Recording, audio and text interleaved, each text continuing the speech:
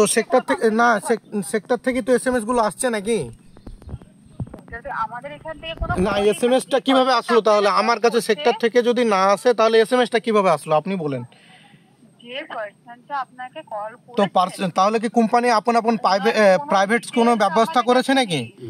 হ্যাঁ, কোম্পানি কি প্রাইভেট কোনো ব্যবস্থা করেছে নাকি আপনাদের জন্য যে এভাবে ক্যান্সেল করাতে হবে?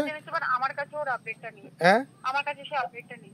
আপনারা কোথা থেকে কল গেছিল তার আপডেট কোনো কিছু আমাদের তো আপডেট আসছে না তাহলে এসএমএস কিভাবে আসছে আপনারা বলুন না?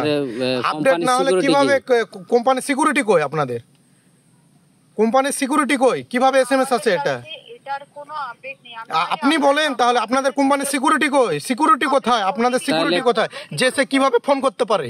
সিকিউরিটি কোথায়? ফোন করে ক্যান্সেল কিভাবে করাচ্ছে? ক্যান্সেল কিভাবে করাচ্ছে এটা বলুন আপনারা। ওটা আপনারই তো সব হাত করা আছে, সব কোম্পানি আনে এমনি ক্যান্সেল হয়ে গেল। আপনি তো বলতেই দিচ্ছেন না স্যার, বলবোটা কি করে আপনি বলুন। বলেন আপনি আপনার বক্তব্য শুনছি। আপনি যে ডিটেইলসের জন্য কল করেছেন সেই ডিটেইলসটা যদি আমার সিস্টেমে না থাকে, আমি সিস্টেমের বাইরে গিয়ে তো আপনাকে কোনো ইনফরমেশন দিতে পারি না। আপনার কাছে আগে এসএমএসটা আসলো, আমি আগে কথাটা বলি, আগে এসএমএসটা এসেছে আমার কাছে। হ্যাঁ, আপনাকে দরকার হলে আমি স্ক্রিনশট পাঠাচ্ছি, আপনি দেখেন। আগে এসএমএস আসলো, তারপর কল আসলো, যে কল করলো। আমি ভাবছি যে কি মনে হয় পোর্ট করার জন্য মনে হয় এরকম কল আসে, আমি তাই মনে করছি। এবার পার্সোনাল নাম্বার থেকে কল এসছে, আমি ধরেছি। এবার বলছে যে কি যদি আমাদের সিমে যদি না চাও তাহলে অন্য যে কোম্পানিতে যাবা, তার জন্য ক্যান্সেল করাতে হলে, আমাদের সিমটা ক্যান্সেল করাতে হলে এই কাজগুলো করো। তো আমাকে এক কর থেকে বলছে, আর ওখান থেকে তোমাদের কোম্পানি থেকে এসএমএসগুলো পাঠাচ্ছে। তাহলে এটা কিভাবে হতে পারে পার্সোনাল নম্বর থেকে? সিকিউরিটি কোথায় আপনাদের?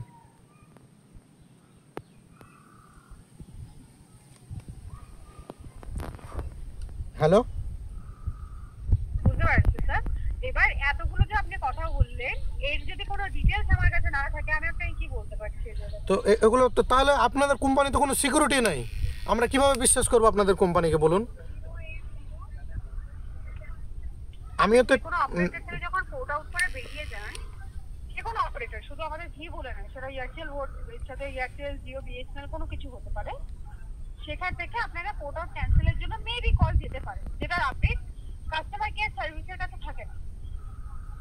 তো সেক্ষেত্রে তাহলে আপনি কোনো অপারেটরেই যেতে পারবেন, আপনি তো সিমই ব্যবহার করতে পারবেন না। তাহলে এটা কেন করলো যে এসএমএস আসার? সিমই ব্যবহার করতে পারবেন না স্যার। আপনি যে কোনো জায়গা থেকে, আপনি যদি জিওতেও আজকে থাকতেন, জিওতেও যদি পোর্ট আউট করে বেরিয়ে যেতেন, সেখানেও যদি আপনাকে কল করে বলা হতো যে পোর্ট আউটটা ক্যান্সেল করার জন্য এটা করুন, বা কিছু একটা ভুল বুঝিয়ে হয়তো আপনাকে পোর্ট আউট ক্যান্সেল করে দিয়েছে, ঠিক আছে, আমি মানছি, আমি আপনার কথাটা মানছি। তার ডিটেলস যদি কাস্টমার কেয়ার সার্ভিসে না থাকে, যেটাকে অ্যাকচুয়ালি থাকে না, তো আপনি তো কোনো অপারেটরই দেন ব্যবহার করতে পারবেন না। কোনো অপারেটরই বলবেন তাহলে সিকিউরিটি, তাহলে কোম্পানির পার্সোনাল লোক ছাড়া আছে? তাহলে তোমাদের কোম্পানির পার্সোনাল কোনো লোক ছাড়া আছে নাকি? সেটার কোনো details customer care service executive, মানে আমাদের মতো যারা রয়েছে যে কোনো অপারেটরে ওনাদের কাছে থাকে না। তো তোমাদের কোম্পানিতে না, এটা আগে বলুন তাহলে পরে কেমন কোম্পানি তোমাদের, যে আমি এখানে থাকতে চাইছি না, তোমরা জোর করে নিয়ে আসছো, এটা তাহলে তোমাদের কেমন ভিখারি কোম্পানি তোমরাই বলো? যে কোনো অপারেটরে হতে পারে স্যার, তাহলে কি আপনি সিমই ব্যবহার করবেন না? সেটার কথা বলছি না। তাহলে তো তোমাদের তো পার্সোনাল লোক তো ছাড়া আছে মনে হচ্ছে। ভিআই থেকে পার্সোনাল লোক ছাড়া আছে। হ্যাঁ, শুধু এটা আপনাদের, এটা না, এটা সব কোম্পানি থেকে থাকে না, এটা শুধু ভিআই থেকে থাকছে আপনাদের, ভিআই থেকে, এটা আপনাদের ভিআই থেকে না, এটা সব কোম্পানিতে থাকে না। সব কোম্পানিতেই থাকে না, এটা সব কোম্পানিতে থাকে না। সব কোম্পানিতেই থাকে স্যার। তাহলে কি আপনি সিম কার্ড ব্যবহার করবেন না? ব্যবহার করবেন না? না, এটা সব কোম্পানিতে থাকে না, এটা আপনাদের কোম্পানিতেই থাকছে দেখছি। সব কোম্পানিতেই থাকে। হ্যাঁ, আপনাদের পার্সোনাল লোক ছাড়া আছে, আপনাদের পার্সোনাল লোক ছাড়া আছে। হ্যাঁ, আপনার নামে তো রিপোর্ট করবো। আপনার নাম কি বলুন? আপনার নামে আমি রিপোর্ট করবো। আপনি করতে পারেন, কোনো অসুবিধা নেই, বাট সব কোম্পানিতেই থাকে, যেটা ডিটেইলস কোনো আমাদের কাছে থাকে না।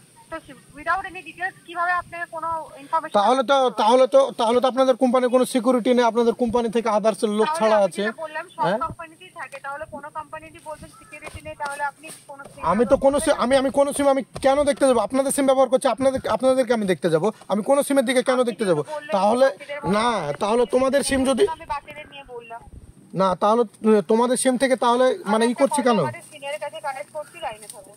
করেন।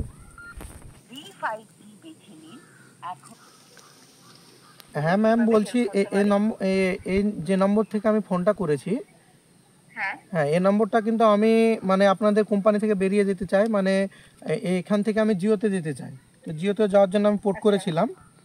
তো আপনাদের কোম্পানি থেকে ফোন করিয়েছে, হ্যাঁ ফোন করার পরে এবার ফোন করিয়েছে, আমাকে এসএমএস পাঠিয়েছে প্রথমে, দিয়ে বলছে ক্যান্সেল বলে অপশান আসছে।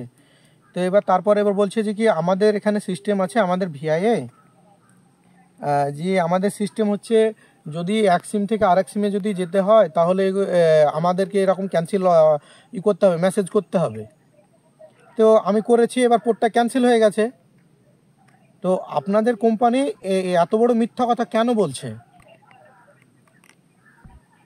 ওকে স্যার, আপনার অফিসার কথা বুঝতে পেরেছি, অফিসার জন্য খুবই দুঃখিত, নিশ্চয়ই হেল্প করবো।